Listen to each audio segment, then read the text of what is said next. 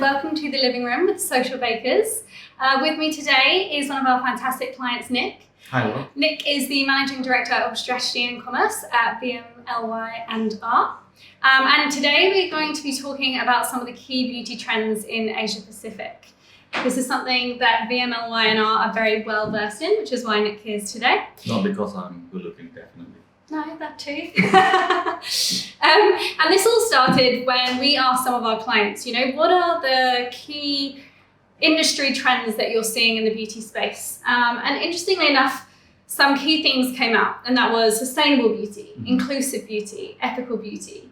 Is that surprising to you? Is it something that you're seeing within this region?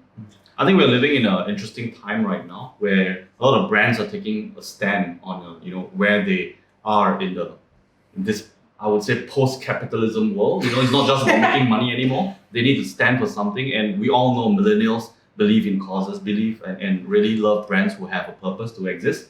So I think brands, we're also hearing a conversation in the boardrooms that they're not just about content and communications, but it's also about down to their product development, what they do as an organization to be responsible and sustainable as well. Absolutely. So it's not just about the way that they market these issues. It's from product inception. If it's just comms, you can see through it. I mean, today you say this, and actually tomorrow you come out the news for something else. It's just not real, and you will lose a lot of credibility in the market. Yeah, and actually your community will call it out for you, which is what we've seen many times before.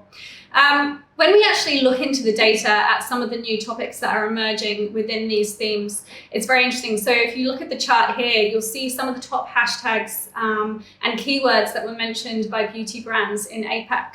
So things like cruelty-free, vegan, organic, sustainability, recycling, packaging, everything to do with these issues is being, flagged more and more by brands. And this is just looking at the last 18 months. So there was almost 5,000 posts containing the word cruelty-free within this period. We've seen brands like The Body Shop talking about these issues for, a number of years. It's what their business is built upon. It's their sort of core ethos. What is it? Are there any other brands that you've seen mentioning some of these themes? I think not just beauty brands, but also brands in general. As long as the product needs to be consumed or used on humans, I think brands who in the past have been testing on animals, and if they are not, they know that consumers really feel that that's being a responsible thing to do. Hence, it's not just beauty, but a lot of others, maybe even household products as well. So I think there's a huge set of audiences that are really appreciating brands who are really cruelty-free, testing on animals and things like that. Now, vegan and organic, looking at the charts as well. You associate them with food, right? Yeah, you associate them with food. It's not really a beauty thing, but I think it's a whole package, right? You are what you eat, probably. That's what people say. So that's great. And we sort of looked at, we know these themes are occurring more and more within the beauty industry. But is this resonating with what the audience care about? So we know brands are talking about it, but are the audience, appreciating and engaging with this type of content? So if you look at this, the data here, again for the same period, you'll see the interactions of the beauty industry overall here in red. And then you'll see the interactions in relation to, ethical topics, should we say, within the beauty industry. Right. And you'll see there's almost a 300% increase in the last 18 months when it comes to talking about ethical topics in the beauty space.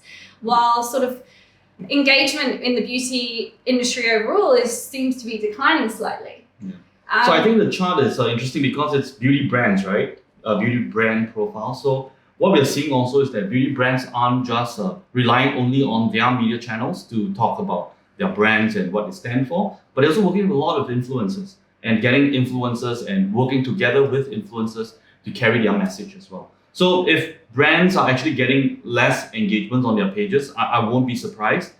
We even see a lot of FMCG brands, not posting a lot, but using social media more like I would say a digital billboard, putting money behind making sure that the right audience actually see their content as well. But what's really interesting is that for what they are mentioning, the ethical topics are actually increasing. So this shows clearly, without a doubt, that the data proves how such content actually gets people a lot more engaged. And I would love to break it down even further to see what kind of reactions and if people are really sharing such content by brands. Yeah. I think it also means that these beauty brands are listening to what the audience cares about, right? They're looking at these are the key topics that, as you mentioned, the millennial generation are sort of engaging with. So they're not just looking at the things they want to communicate, they're looking at how to communicate with the things that their audience actually care about. Exactly. So looking at the brands that are getting involved within the beauty space, we see The Body Shop, unsurprising, but we also see brands like Wet n Wild, Hourglass, Kat Von D Beauty. Are any of these sort of surprising to you? Are there any sort of that you have noticed are sort of trends within some of the brands that you work with? I think for Body Shop, it's not surprising. They have been very vocal brand. They say a lot of things that what their brand believe in, and I think a lot of their fervent brand followers are really advocating what they believe in and responding positively to it as well. A lot of the other brands, I don't think a lot of them are in this market here in Singapore or maybe even in Southeast Asia. But it's great to see that the topics are actually working and these brands are actually getting the kind of content out there and kind of engagement that they are looking for. Yeah, and I think it again comes back to the type of content. Is it resonating? Wet n Wild have always had really impactful, colourful sort of content that is really, really popular. And the fact that they're also leveraging that to their advantage to talk about some of these key issues, again, really interesting. Right. Also, I think the key thing is what would their digital strategy be? Maybe it's really to drive to e-commerce. We don't know. That doesn't need an engagement. That will need a click-through, for example. So I think the data can tell us a lot more. Yeah, precisely. And also looking at the nature of the brands. Some of these are sort of high street cosmetic brands. When you look at Lush, The Body Shop, and then we've also got some really high-end sort of luxury brands like Hourglass, Too Faced, who are also getting involved in these issues. That's what I love about the internet. It's a level playing field, right? You don't have to have like 100 years of heritage to succeed. You can be a small startup tomorrow, and you have a certain belief, and you can use the digital media to actually reach out to your audiences as well. So as long as you're talking about the right things, then you can definitely see some success in this space. So you mentioned influencers earlier. It's becoming a more prevalent topic. Yes. I talk about it with my clients all the time. Probably more than 10 times a day. Which clients? Like social bakers or like the clients? Both. And we talk about, how to engage with influencers authentically. How do you establish that kind of space with them? And so firstly, we sort of looked at the data. Who are the influencers who are mentioning these ethical topics the most? And then who are the influencers that are actually generating the most engagement? And some of the key influencers in APAC are actually leading the charge when it comes to these topics. And you'll also note, interestingly, the ones that post about it the most aren't necessarily the ones that get the highest engagement. Which sort of brings us back to, are there micro-influencers, macro-influencers? How does a brand decipher who is the right influencer in the beauty industry to engage? I think, firstly, even before thinking about who they should engage, I think really brands need to figure out how should they engage influencers. I think in the past, even now, a lot of brands are treating influencers like media channels. So it's a very transactional relationship.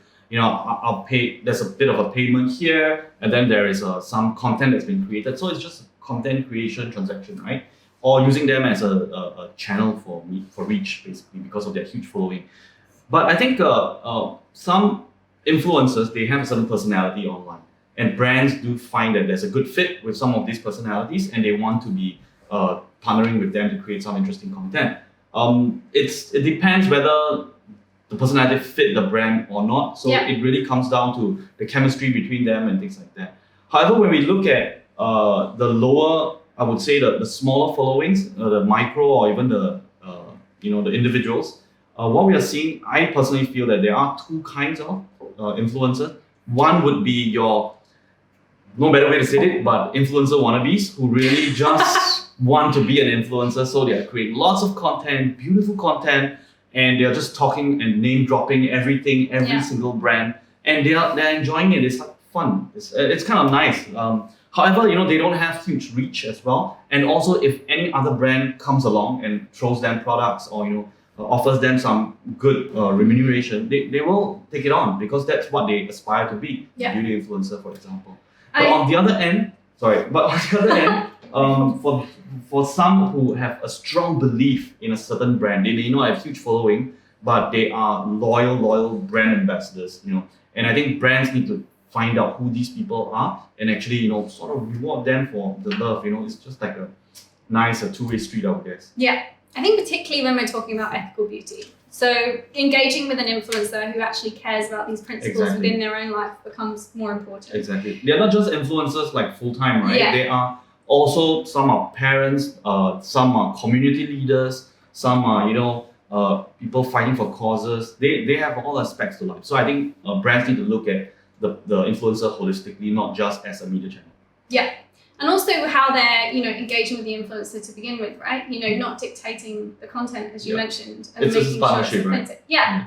Because I think previously, as you mentioned, a lot of brands have really focused on pushing the brand's agenda as opposed to looking at it as a partnership and a way to sort of leverage that influencer's voice within the community. Well, thank you very much, Nick, for joining us. This has been most insightful.